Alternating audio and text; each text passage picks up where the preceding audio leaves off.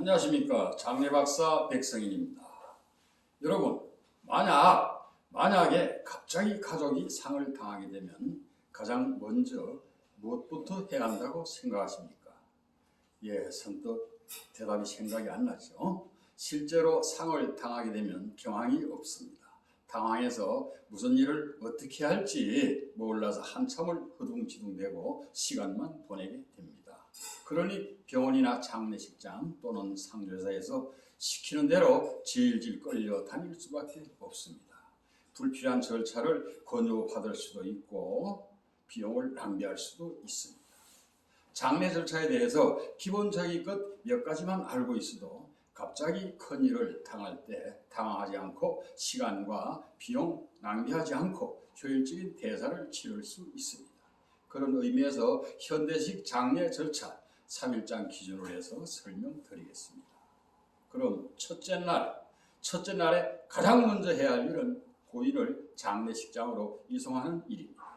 병원 또는 요양병원에서 임종을 했을 때는 먼저 사망 진단을 받은 후에 앰뷸런스를 이용하여 장례식장으로 이송합니다. 상조회원일 경우에는 상조회사에 전화하면 됩니다. 비회원일 경우에는 장례식장에 연락을 하면 됩니다. 만일 집에서 임종을 했다면 얘기는 달라집니다. 장례식장에 연락을 하기 전에 평소 진료를 받던 병원에 먼저 연락을 해서 안내에 따라야 합니다. 이때 만약 사고사이거나 사인이 불분명할 때에는 경찰서에 먼저 연락해야 됩니다. 집에서 임종했을 때는 다급하니까 대개 119에 전화를 하게 됩니다.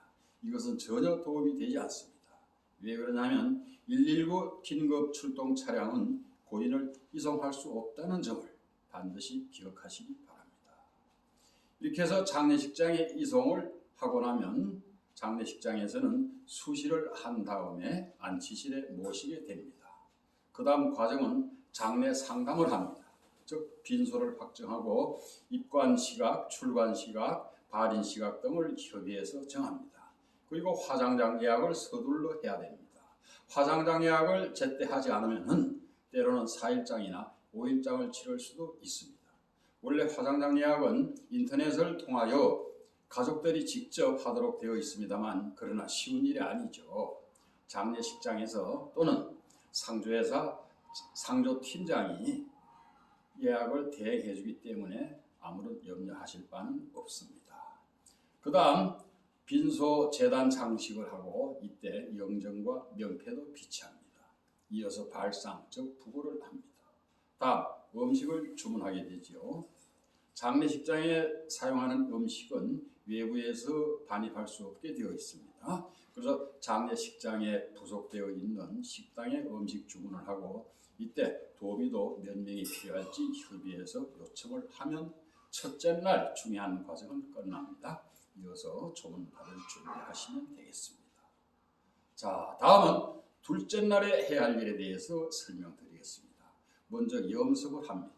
소렴 대렴이라고 합니다. 고인에게 수의를 입힌 다음 관에 모시는 과정입니다. 즉 입관입니다. 입관이 끝나고 나면 성복이라 해서 가족들이 상복을 입는 마무리 단계입니다. 편의상 요즘 장례가 나면 첫째 날에 상복을 대개 입게 됩니다. 서둘러 먼저 오시는 손님들이 있기 때문에 그렇게 되죠. 그래서 이때에도 여자분들이 꽂는 머리핀, 남자분들이 두리는 완장은 첫째 날 하지 않고 이튿날 입관이 끝나고 나면 하게 됩니다. 그래서 상주복을 완전히 갖춰 입었다 해서 성복이라 하고 성복이 끝나면 성복제를 올립니다. 성복제를 올리고 나서부터 조문을 받게 되는 것이 원래는 순서입니다. 이렇게 해서 둘째 날 중요한 과정이 끝나고 다음 셋째 날에 해야 할 일입니다.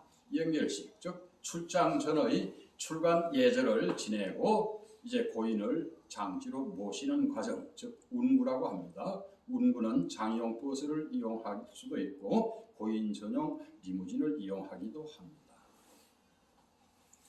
장지에서 모시는 방법은 매장을 할 수도 있고 화장장을 할 수도 있습니다. 매장일 경우에는 하관을 먼저 하고 봉본 작업하고 또 종교별로 예식을 한 다음에 하산하면 됩니다. 만일 화장을 할 경우에는 화장 후에 안장지로 가게 되지요. 안장지는 보안당일 수도 있고 수목장이나 또는 잔디장 등 자연장일 수도 있습니다. 이렇게 해서 안장이 끝나면 3일장을 모두 마치게 됩니다. 감사합니다.